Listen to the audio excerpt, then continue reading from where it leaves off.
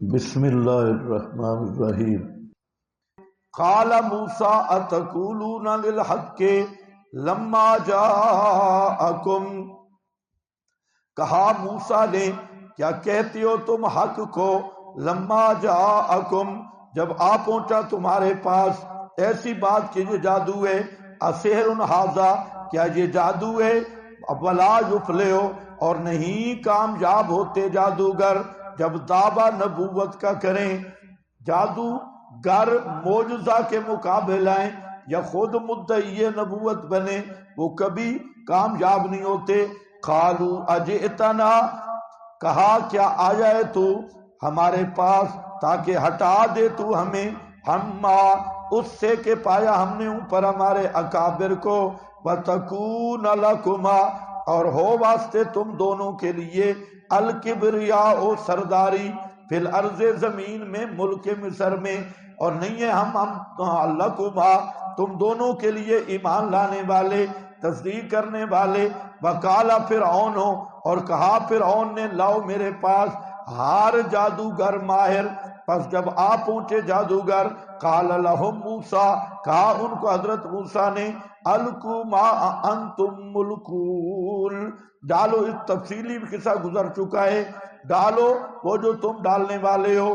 پر جب ڈالا انہوں نے، قال موسیٰ حضرت موسیٰ نے فرمایا، ما جئتم بہ السحر ان اللہ سیبطلہ جو کچھ تم لائے ہو یہ جادو ہے، بے شک اللہ ان قریب اس کو باطل کر دے گا، درم برم کر دے گا۔ بے شک اللہ نہیں بننے دیتا، یسلو کا معنی بننے دیتا کام مفسدین کا، جو معجزہ کے ساتھ مقابلہ کرتی ہیں اللہ انہیں کبھی کامیاب نہیں کرتا۔ وَيُحِقُّ اللَّهُ الْحَقَّ دوسری علت ہے، اور ثابت کرتا ہے اللہ حق کو، معجزہ کو۔ ان ساری باتوں کی تفصیل ہو چکی ہے مختلف مقامات پہ، بے کلمات ہی اپنے وعدوں کے ساتھ، بلو کرے حل مجرمون فما آمن لموسیٰ یہ نئی بات ہے، اور تتمہ اولا قصہ موسویہ کے ساتھ اس کے بعد، ایسے مقابلہ کے بعد جب فرعون شکست کھا گیا، پس نہیں ایمان لائے موسیٰ کے ساتھ مگر ذریت چند نوجوان من قومی ہی۔ اس کے دو معنی کیے گئے، ایک معنی یہ ہے کہ قوم فرعون سے، ذریتن من قوم فرعون، فرعون کی قوم سے چند نوجوان اسلام لائے، باقی نہیں لائے، اور وہ بھی علی خوف من فرعون، فرعون سے ڈرتے ڈرتے اور اس کے حکام سے، یہ کہ انہیں پھیر دیں گے، یفتنہم ان کو دین سے پھیر دیں گے، یہ ان کو ڈر تھا۔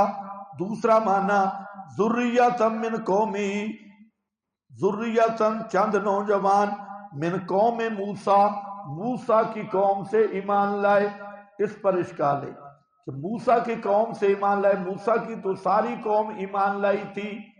جواب یہ ہے ابتداء کا مسئلہ ہے، شروع میں چند نوجوانوں نے ایمان کو ظاہر کیا، ایمان لانے کا مطلب ہے ایمان کو، باقی ظاہر نہیں کر رہے تھے کیونکہ فرعون سے ڈرتے تھے، اور انہوں نے بھی ظاہر کیا ہے لیکن خوف ان کو بھی تھا فرعون کا، لیکن انہوں نے جرت کی اور ایمان کا اظہار کر دیا۔ الا خوف من فرعون وملئہم یہ کہ یفتنہم فتنے میں ڈالیں گے، یعنی مذہب سے پھیر دیں گے۔ ان فرعون اور ان کا خوف بھی بجا تھا، ان کا خوف بھی بجا تھا۔ اس کی علت بے شک فرعون پہلی علت ہے، لعال فی الارض البتہ بدماش تھا زمین میں، لعال زور سلطنت رکھنے والا، بڑا ظالم تھا اور بڑا سرکش تھا، یہ پہلی وجہ ہے، اس لیے وہ ڈر رہے تھے۔ وَإِنَّهُ اور یہ بھی تھا، اور بے شک وہ البتہ لَمِنَ الْمُسْرِفِينَ حد سے نکلنے والوں سے تھا۔ وَقَالَ مُوسیٰ اور کہا موسیٰ نے، تلقین توکل، اب وہ ڈر رہے تھے تو حضرت موسیٰ نے کہا ان کو، اے قوم ان کنتم آمنتم اگر ہو تم ایمان لا چکے سچے دل سے اللہ کے ساتھ تو اس کی جزا مقدر ہے، تو سوچو بچار مت کرو، سوچو بچار مت کرو، یہ اس کی جزائے، ایمان لا چکے ہو تو سوچو بچار مت کرو، فعلیہ، پس اللہ ہی پر بھروسہ رکھو، ان کنتم مسلمین، ان کنتم، اگر ہو تم فرما بردار، ان کنتم، فقالوا علی اللہ، پس کہا انہوں نے اللہ ہی پر بھروسہ کیا ہم نے، ربنا لا تجعلنا، یہ مناجات اولائے، پہلی مناجات، اے ہمارے پروردگار، لا تجعلنا فتنةً، نہ کرنا ہمیں آزمائش، للقوم الظالمین، واسطے ظالم قوم کے، فتنہ کا کیا معنی، یعنی ہمیں ان کے ہاتھوں ذلت اور رسوائی سے بچانا، کہ اگر انہوں نے ہمیں ذلیل کر دیا دوسرا کوئی مومن نہیں بنے گا، ہم آزمائش بن جائیں گے دوسروں کے ایمان کے لیے، دوسرے تب ایمان لائیں گے کہ ہمیں تو ذلت سے بچا لے، جب تک یہ طبقہ اقتدار میں ہے، وَنَجِّنَا، اور دوسری مناجات ہے، نجنا برحمتک، اور نجات دے ہمیں اپنی رحمت کے وسیلے سے، نجنا بے موسیٰ نہیں کہا، نجنا بے ہارون نہیں کہا، نجنا بے رحمتک، اللہ ہمیں نجات دے اپنی رحمت کے ساتھ۔ معلوم ہوتا ہے للڑ اور ان مشرکوں بدتیوں والا نظریہ بنی اسرائیل میں بھی نہیں تھا، یہ بھی کیا کہہ رہے ہیں اللہ کو پکار کے، اور کیا کہتے ہیں، نجنا برحمتک، تو ہمیں نجات دے دے اپنی رحمت کے ساتھ، من القوم الکافرین، کافر قوم سے، واوحینا الی موسیٰ، قبولیت دعا، اللہ تعالیٰ نے دعا قبول کی، فرمایا ہم نے وحی کی طرف موسیٰ اور اس کے بھائی کے، یہ کہ بنائیں اپنی قوم کے لیے مصر شہر کے اندر بیوتا، گھر، وَاجْعَلُوا بُيُوتَكُمْ قِبْلَةً، اور کرو اپنے گھروں کو سمت قبلہ میں، وَأَقِیمُوا الصَّلَاةَ، اور قائم رکھو نماز، وَبَشِّرِ الْمُؤْمِنِينَ، اور خوشخبری دے مومنوں کو۔ تو مطلب کیا ہے کہ اپنے گھروں کے اندر ٹھہرے رہو۔ اصل میں یہاں مسئلہ اور تھا، پچھلی امتوں کی عبادت خانے کے بغیر قبول نہیں ہوتی تھی، یہ اس امت پہ اللہ نے رحمت کی ہے، اور آپ کے خصائص میں سے ہے اس امت کے کہ آپ نے فرمایا جُعِلَتْ لِيَ الْأَرْضُ كُلُّهَا مَسْجِدًا، اللہ نے میرے لیے پوری زمین کو مسجد بنا دیا۔ ہاں، جماعت سے نماز پڑھے تب بھی ہوتی ہے، اکیلے نماز پڑھے تب بھی ہوتی ہے، مسجد میں نماز پڑھے تب بھی ہوتی ہے، گھر میں نماز پڑھے تب بھی ہوتی ہے، یہ اس امت کے خصائص میں سے ہے۔ باقی رہ گیا ان حضرات کے لیے یہ ایک پابندی تھی کہ وہ عبادت خانے میں کر سکتے تھے، لیکن اللہ نے انہیں رعایت دی ان کی دعا پر، اور فرمایا اپنے گھروں کو آپ ان کا رخ مسجد کی طرف بنائیں، یا چھوٹی مسجدیں گھروں میں بنا لیں اور گھروں میں نماز پڑھتے رہیں، باہر نہ نکلیں۔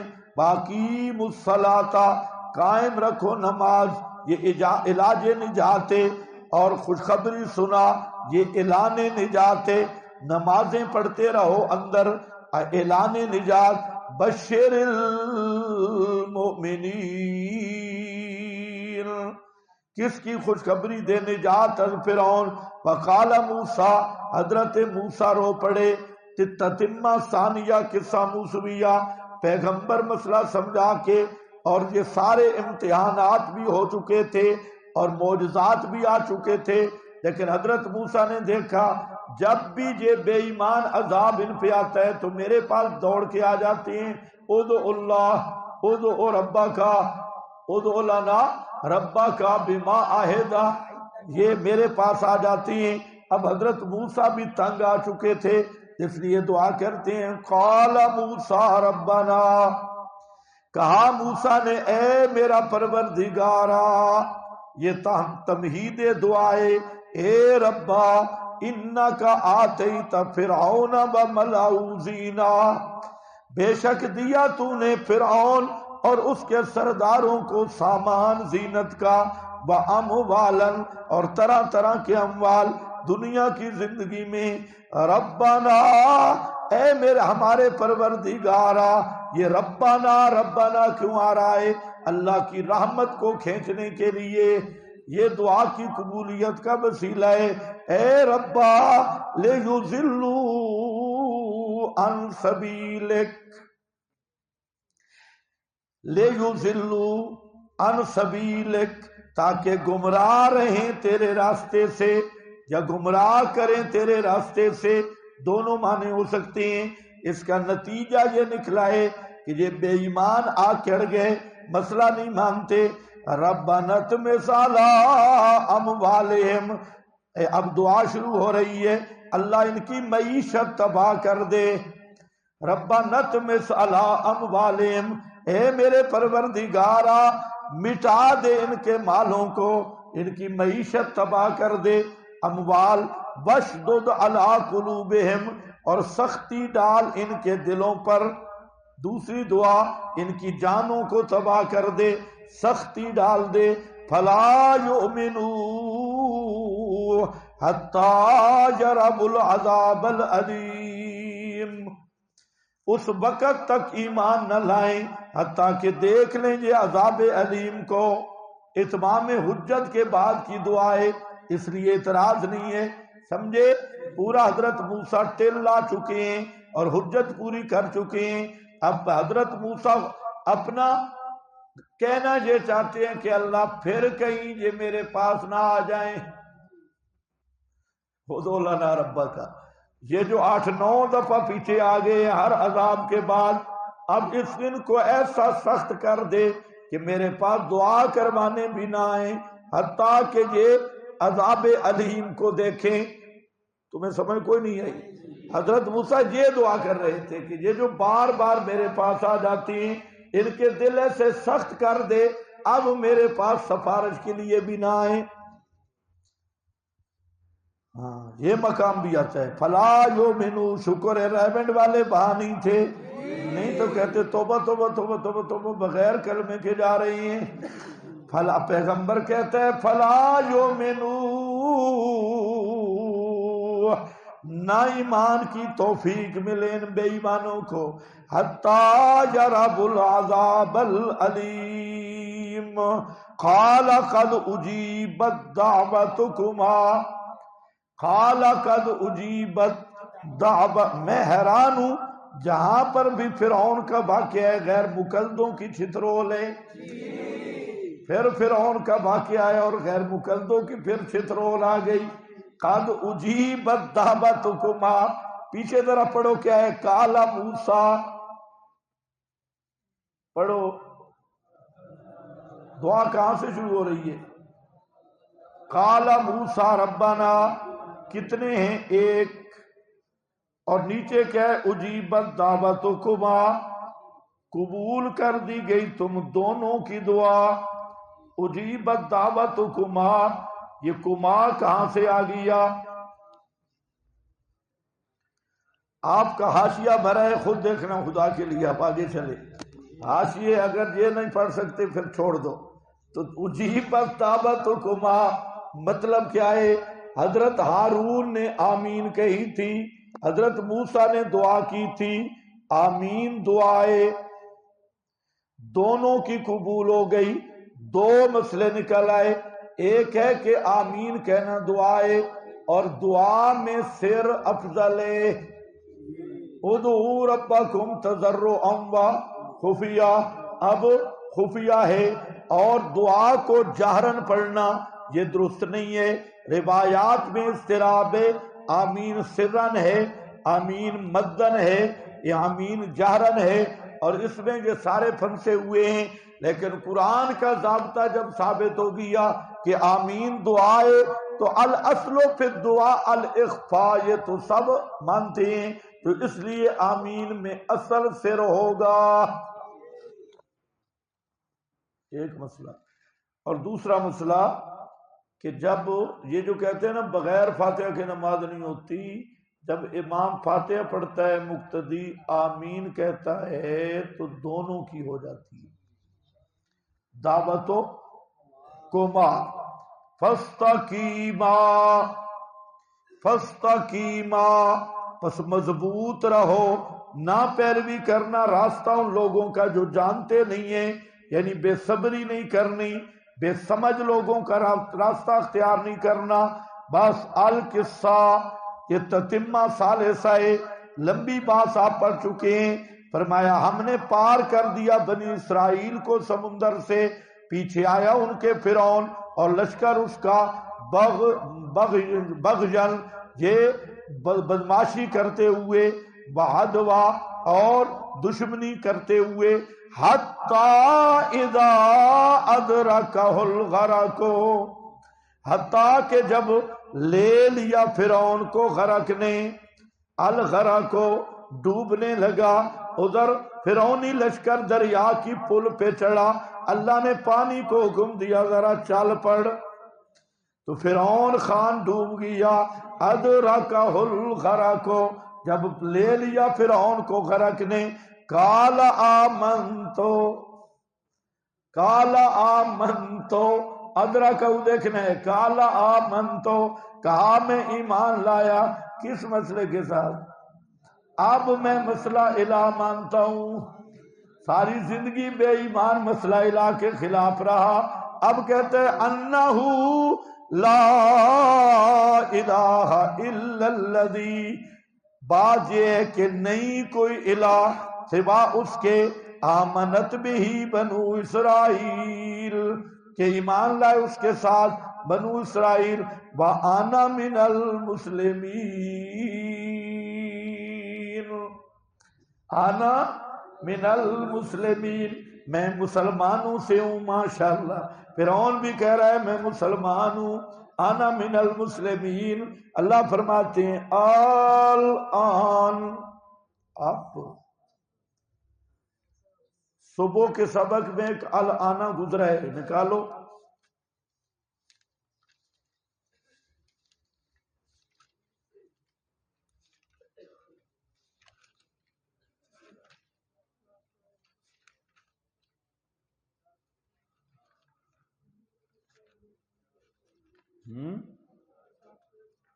صفحہ بولو، صفحہ 400 صفحہ ہے پورا 400. یہاں پر ایک بڑا کام کا فائدہ لکھا ہے، تم نے تو ایسے اس کو سمجھنا نہیں ہے. الآن کا معنی لکھا ہوا ہے. الآن کا کیا معنی ہے؟ الآن کلو زمان مقدر بین، دو زمانوں کے درمیان ماضی اور مستقبل اصل لفظ ہوتا ہے، معروف مستقبل ہے، مستقبل یا مستقبل، ان کے درمیان، یعنی الآنا، نہ پہلے نہ بعد. الآنا کا کیا معنی ہوتا ہے؟ نہ پہلے نہ درمیان میں. اب ہماری اردو میں اب کا معنی بھی ہوتا ہے، نہ بعد میں نہ پہلے. او جب وہ جب بدر کے مردوں سے آپ نے خطاب کیا تھا تو وہاں کیا فرمایا تھا؟ الآن، الآن. وہ جو الآن یسمعون بما اقول لهم، بات آ رہی ہے لیکن الآن یاد رکھنا ہے، ابھی نہیں کر رہا بات. تو معلوم ہوتا ہے الآن نہ ماضی پہ آتا ہے تھے نہ، اسی سے سب فقہا نے لیا، شارحین نے، کہ کانا معجزۃ لہ، کانا معجزۃ لہ. کس لفظ سے؟ الآن، اسی سے لیا. اور یہی فرعون خان، ایک للڑوں کو الآن سمجھ نہیں آیا، ایک فرعون کو نہیں سمجھ آیا. ہاں الآن، اب اس وقت، اب وقت گزر گیا، اب گیا وقت، سمجھے سجوتی کو بھی سمجھ نہیں آیا، مولوی صاحب کہہ رہے ہیں ٹھیک کہہ رہے ہیں، ہاں بھائی اب وقت گزر گیا، وقد عصیت قبل، تحقیق تو نے نافرمانی کی اس سے پہلے، معائنہ آخرت سے پہلے، اگر پہلے تو توبہ کر لیتا تو قبول تھی، اب توبہ قبول نہیں ہے، قبل وکنت من المفسدین، اور تھا تو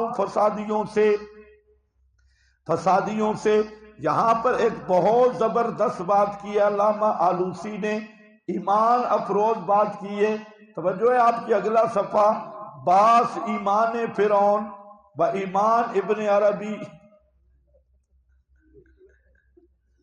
ہاں بھائی ایمان ابن عربی کی بات اور ایمان فرعون کی، کیا لکھا ہے، لا یلزمنا، یا اس مقام پہ روح المعانی دیکھنا، اس نے پوری بات کی کہ ابن عربی بابا کہتا ہے کہ فرعون شہید ہوا ہے اور جنتی ہے فرعون، اس پر علامہ آلوسی کہہ رہا ہے لا یلزمنا اتباعہ فی ذالک بل اخذ بہ لمخالفتہ ما دل علیہ الکتاب والسنہ، اس مسئلے کو ہم پر لینا لازم نہیں ہے اس کی اتباع کرنا، فی ذالک بل اخذ بہ، اور یہ قول لینا، کیوں بھائی، لمخالفتہ ما دل علیہ الکتاب والسنہ، بوجہ مخالف ہونے اس کے جو کتاب و سنت دلالت کرتا ہے، وشاہدت بھی ائمۃ الصحابہ والتابعین ومن بعدهم من المجتہدین،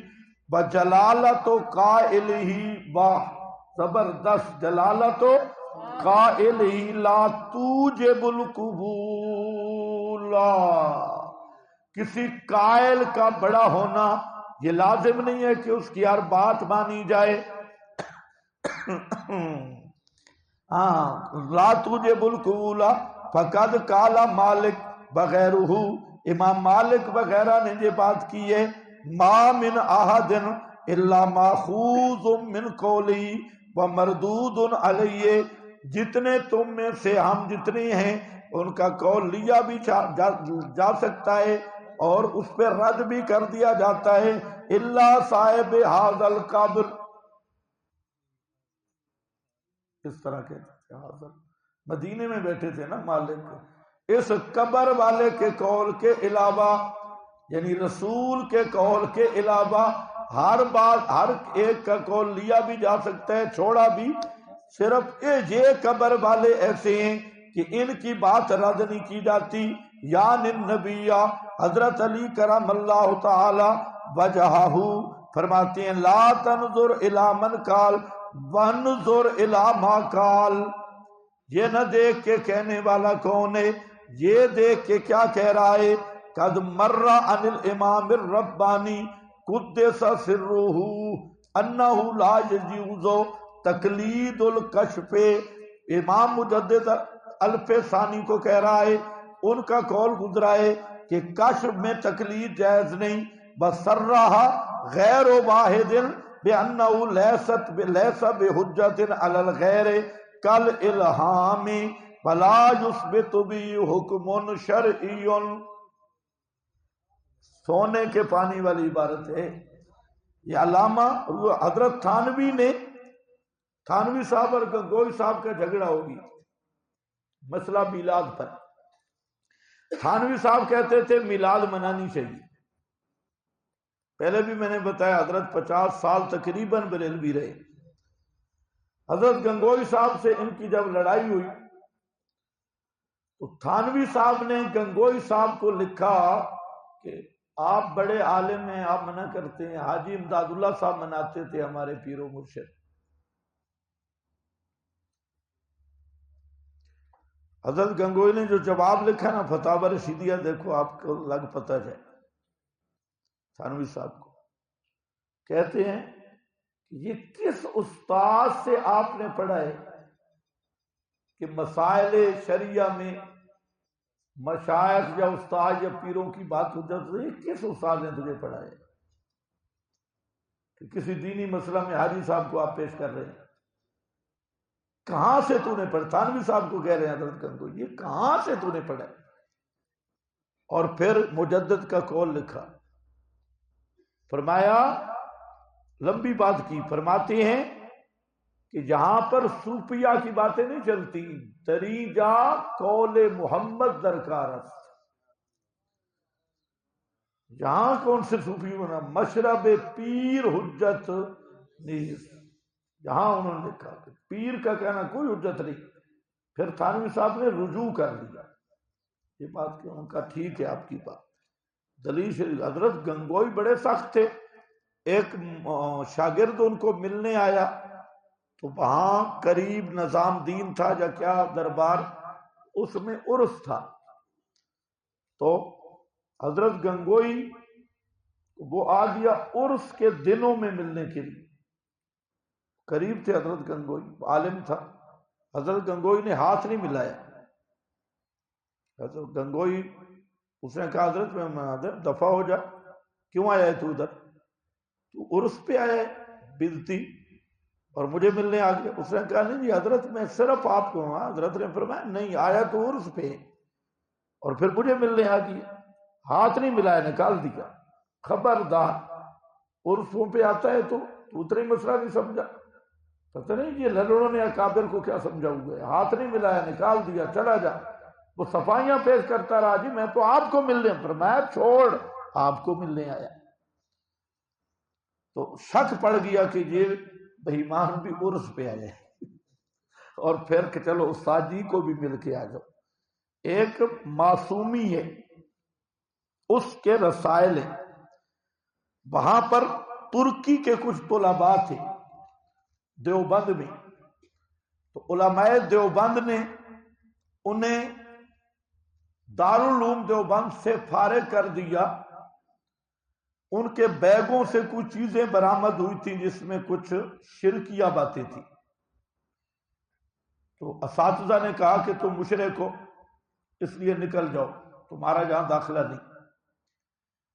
وہ واپس ترکی گئے تو وہاں کوئی علامہ معصومی ہے، اس کی تصدیق لائے اور پھر وہ رسالہ شائع ہوا، اس میں اس نے زبردست گفتگو کی علامہ معصومی نے اور اپنی صفائی پیش کی۔ اس نے جہاں تک لکھا جو انبیاء سے استشفاء کا قائل ہے، ہم تو اس کو بھی مشرک سمجھتے ہیں، آپ لوگ کہتے ہیں کہ آپ کا عقیدہ ٹھیک نہیں ہے، یہ مباحث طالب علم ہے، ان کو داخلہ دو۔ تو اس نے پھر وہ اس کے رسالے میں شائع ہوئے علامہ معصومی، تو یہ وہ دور ہے دیوبند پر، پرانا دور۔